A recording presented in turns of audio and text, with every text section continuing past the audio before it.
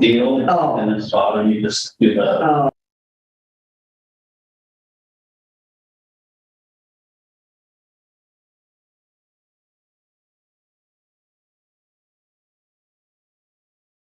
Recording in progress.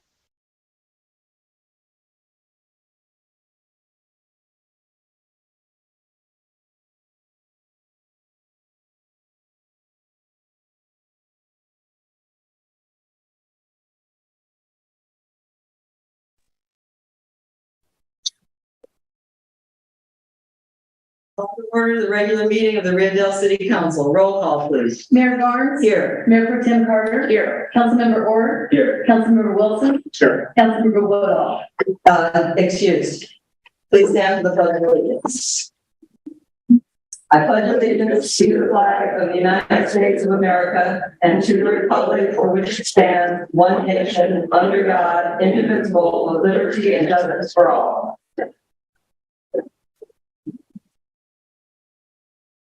Public presentations. This is the time for persons who wish to address the council on any matter not on this agenda and over which the council has jurisdiction. As such, a dialogue with council or staff is not allowed under the Ralph M. Brown Act.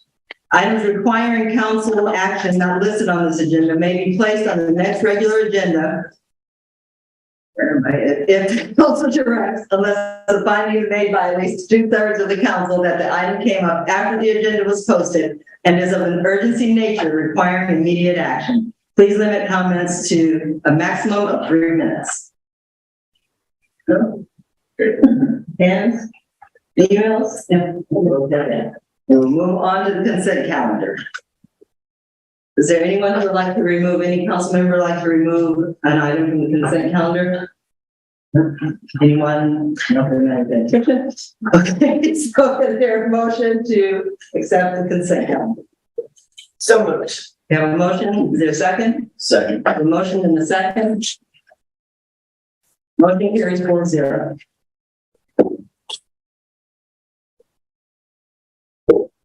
Staff reports and communications, city manager and staff updates, page 64 in our packets.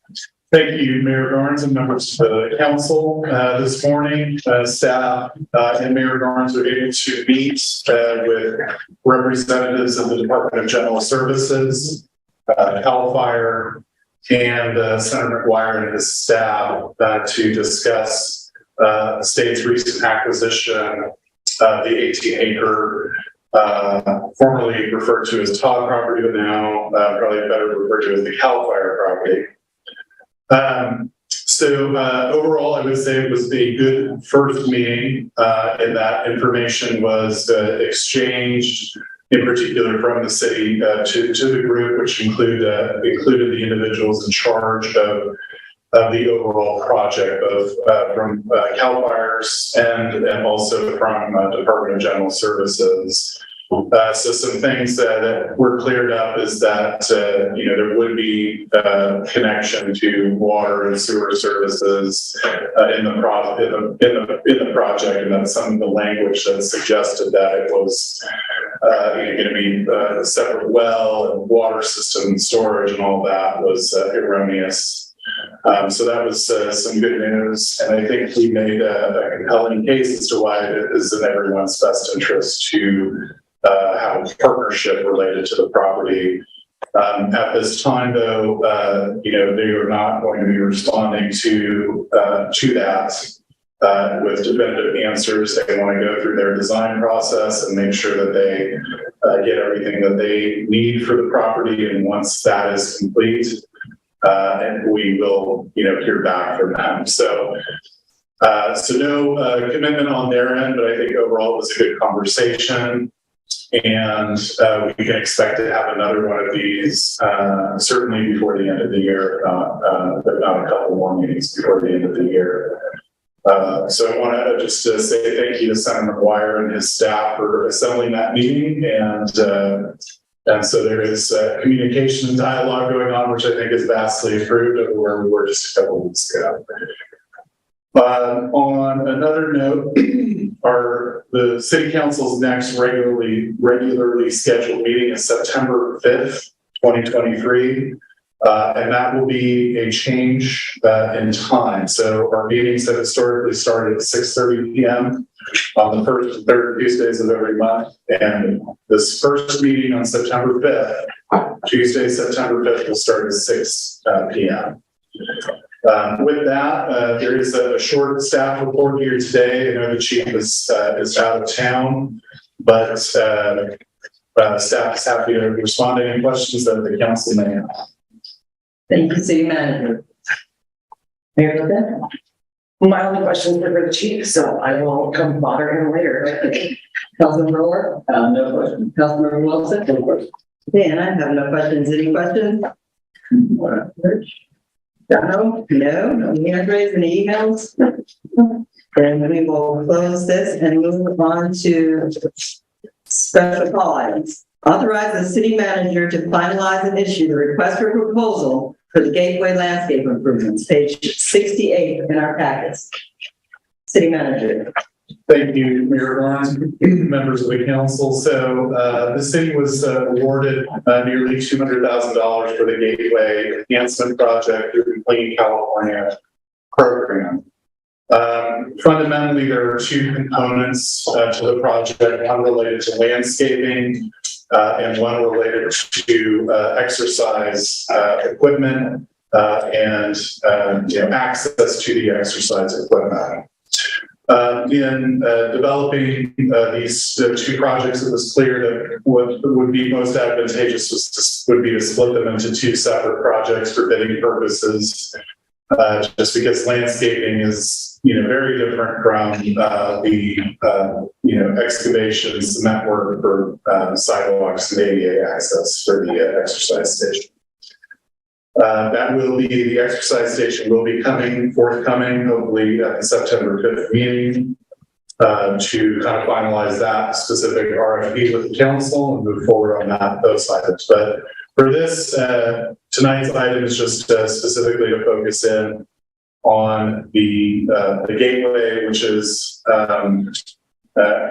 our primary grant commitments are related to tree planting in this case, and that also irrigation updates. So the most important page here is really the very last page in your packet, which is just the bid schedule for the Gateway landscape that includes some standard items put out in the bidding process, but includes the removal of and sun grinding for 25 pre-existing trees, the excavation and preparation of areas for the new tree plantings, as the council may be aware. Part of the reason why many of the trees have failed over the years is that they're really planted in kind of a shallow gravel bed that doesn't help with the nutrients for the tree. So we need to excavate and add additional dirt to make the tree successful. Working with council members Mayor Barnes, and Mayor Pro Tem Carter, your council's ad hoc committee on this, the recommendation in terms of tree selection was to plant consistently the flowering cherry, both on the sidewalks and also on the medians. So unfortunately, I don't have an updated image, but we'll do the best that we can to share what we have.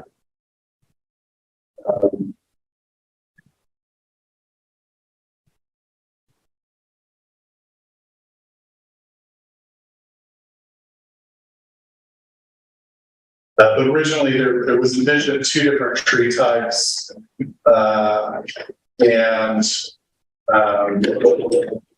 down the median gateway. In this case, they would be the flowering cherry variety. And again, we were able to fit about 99 of the trees. Originally, there were 123 identified in the grant. However, there were some changes in terms of preserving existing successful cherry trees. And then also the median island in front of Route 101 was also removed several years ago. That was an omission, an accidental omission from the grant application. process. So just the basic idea is a row of or three rows of flowering cherries up and down Wildwood Avenue, essentially from Davis Street down to Bellevue. So the image on the screen is just an example of one of the earlier phases where we were discussing potentially changing out the median landscaping from grass to some other type of lower maintenance system. However, that is not really covered by the grant and is also extremely expensive to replace the turf. So again, the project specifically for landscaping involves the planting of trees and then the updating of the irrigation system, which the sprinklers are the original system. And so by replacing the sprinkler heads with updated, more water efficient and more sprinklers are better able to contour to the landscaping. It'll become a more water efficient median at the same time. And that, let me see if I'm missing anything else. And then with you'll see at on the ends of each of the medians are a series of cluster trees, which we would need to select kind of an easier tree to navigate the visual sight lines for the roadway. So those would have to be a little bit smaller, either tall and narrow, or short and wide. So those tree selections would have to occur down the road. But I think there's a lot of different options for those. So with that, really relatively simple project and setup, but certainly we want to get this out to bid, get the contractors ready to work during the tree planting season. And now is a good time to be putting out the bid for this type of project. So with that, I will return it to the mayor to see if there's any other comments from the ad hoc committee or questions from the council. Well, do you want to take questions and then we can take questions? Yeah. Councilmember Wilson? Yeah, first, thank you to the ad hoc committee and mayor and giving the office involved and put this together. It's a great project, and it looks like it's going to be even better when it's done. My one question is, does this have any effect on the flag? So some of the flagpoles may need to be moved, but overall, I think there's a way to kind of work around that to make sure that the flagpoles are there. My understanding is, and Randy could correct me, but the design on the flagpole holders is flawed in that the irrigation system puts water into the center of the flagpoles, into the hole. So when you place the flagpoles in, they get wet and the wood expands, and then they're difficult to remove.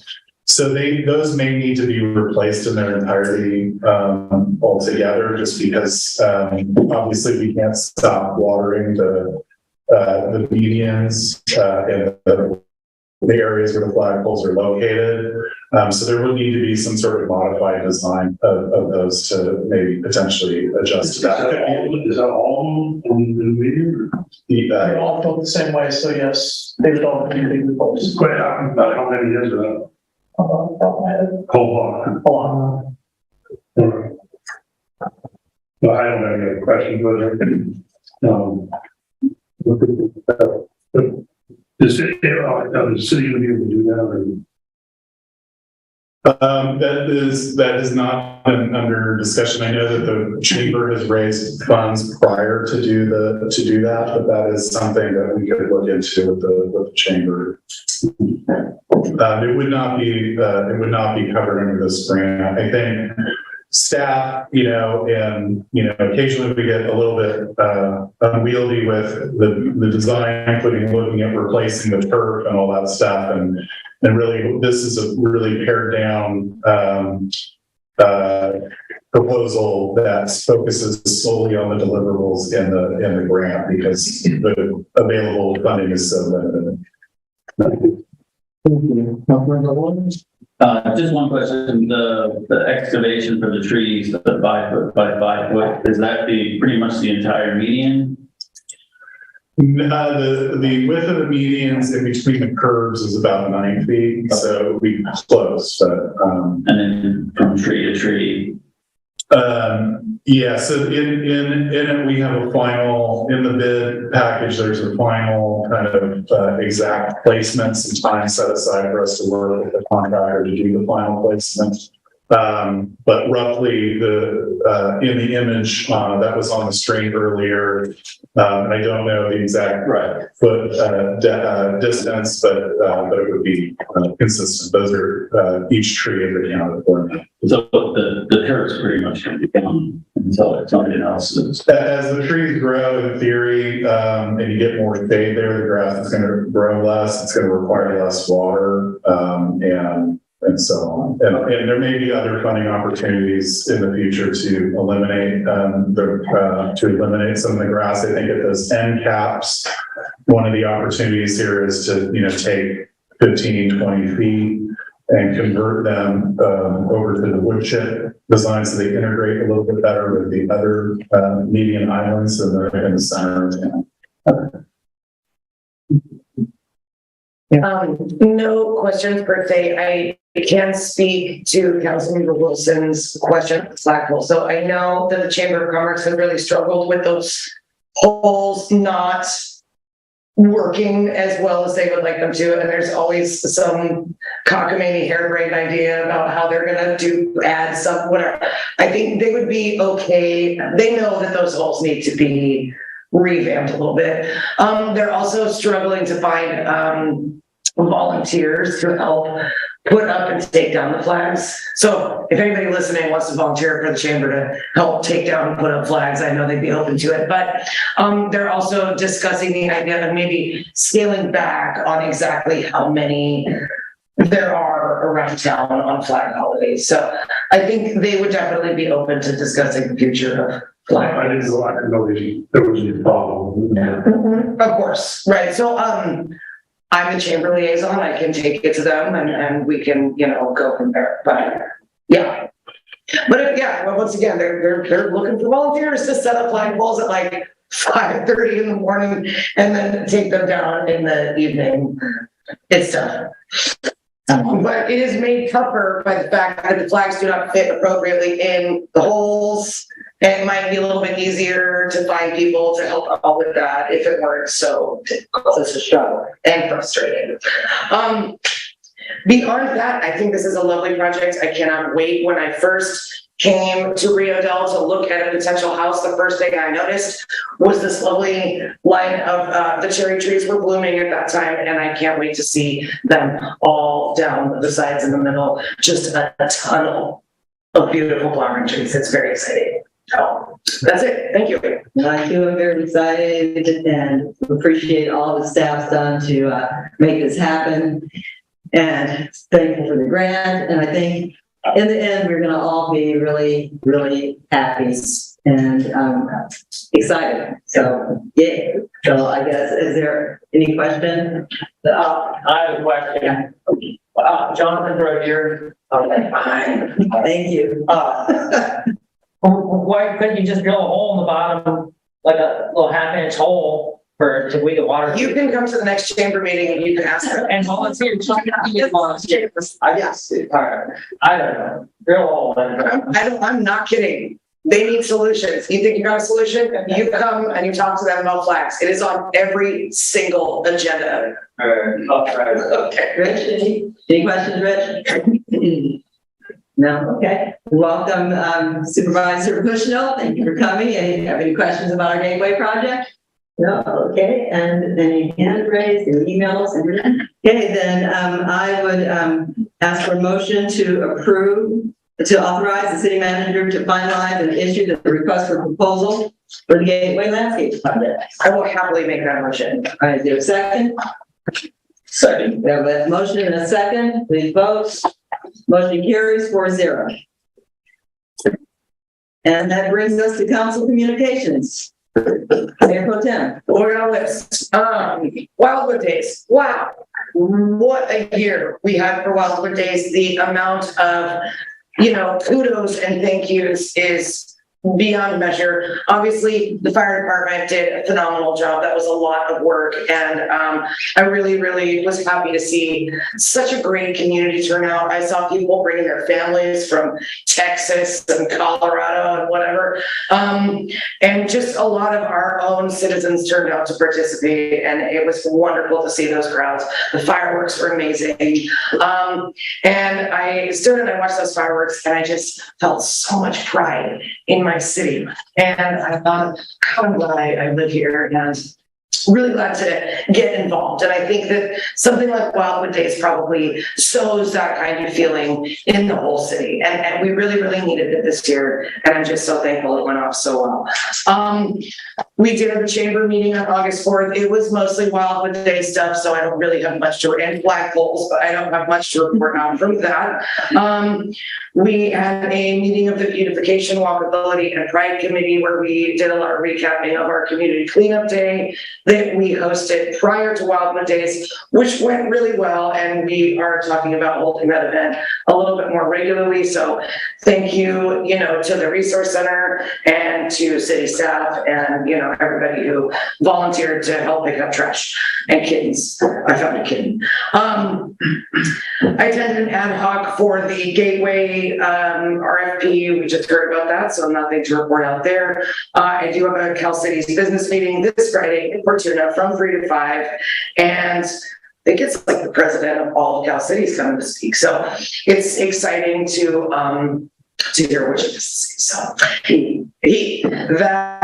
I've never met him. So I'm excited to meet him. Thank you. I think that's it for me. All right, thank you. Councilmember Orr? Nothing really to report. At an HCOG meeting on Thursday, but also on the Wildwood Days. Unfortunately, I had soccer tournaments out of town, but based on the number of cars parked in front of the house, before and after, it must have been a good turnout. And I have to say that whoever is in charge of cleanup or telling people to clean up, it was amazing this year. There was not a single cup left on the fence or in the gutter around the house. So it went very well. Thank you. All right. Councilmember Wilson? Yeah, on Wildwood Days, it was, as Councilmember Carter said, it was pretty phenomenal. I mean, it seems like this is one of the better ones that I've seen in recent years. I know the car show was bigger. I talked to one council member from Ferndale that brought had his car over and was complimentary to the one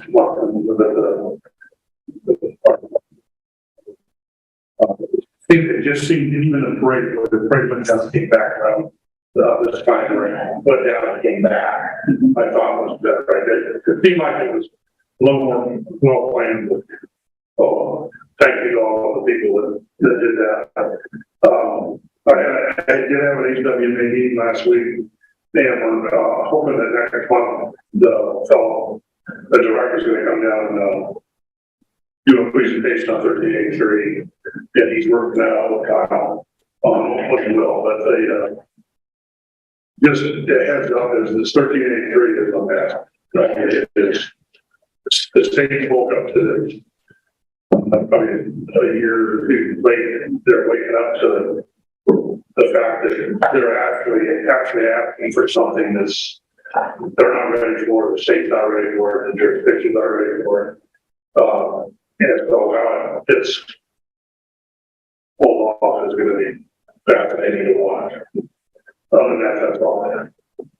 Thank you. And I want to just jump on the Yay Wildwood Days bandwagon. It was amazing. We presented young men with their certificates, and they were very grateful, and they were proud that we actually recognized them. And it was just from Thursday when Supervisor Bushdell and Supervisor Bone came out, and we did rib tasting all the way through to the end. You guys were there, up there on stage, and Rex did the auction. Softball went well. It was a really It was a great turnout. The fireworks were just phenomenal. And we're just grateful. It was like one of those moments you're like, yay, I live here and everybody should be proud who lives here. So it was really fun. It was a fun weekend for sure. I went to HTA meeting, stand in for Julie, and one of the most important topics was the microtransit, where they're going to have like the dial-a-ride that exists now will become this microtransit thing where just anyone can go and find the schedule, go down. The dial-a-ride people will be first, of course, they will have priority, but then when there's openings, then just regular citizens who want to go from here to there can jump on board at one of the stops. That's coming up. They're going to do a trial in Eureka first. It's going to start there, but then hopefully it'll expand to the rest of the region. And I also will be at the Cal Cities meeting on Friday the 18th. That's this Friday. And everyone should come. It should be interesting. It's usually pretty interesting. So It's nice to meet council members from other jurisdictions other than the coast. That's, yeah. And there's, a reception afterwards, so you can have little snacks and cocktails. So, you can have fun. But anyway, I think that's all I have. And Mayor Garnes, if you'll allow me to, I just have one other announcement that Travis reminded me of, which is we have a tire drop-off event on the 19th. So that's Saturday, 10 a.m. to 2 p.m. at the elementary school. And so specifically that is for, tires, not rims, but tires off of rims. Can be dropped off at the location free of charge, which tires can be kind of a big hassle to legally transport on the freeway. So this is an opportunity again for folks both in Rio Dell and anywhere else who have tires to bring into the school again.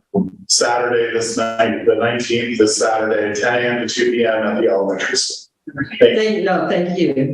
That's important. Yeah, that was very important. Should have remembered that one. But I think everyone remember 6 o'clock on September 5th. We will be starting our meetings at 6 o'clock. And so don't forget, Rich, 6 o'clock. So is there a motion to adjourn? So moved. We have a motion. Is there a second? Second. We have a motion and a second. Meeting adjourned. But,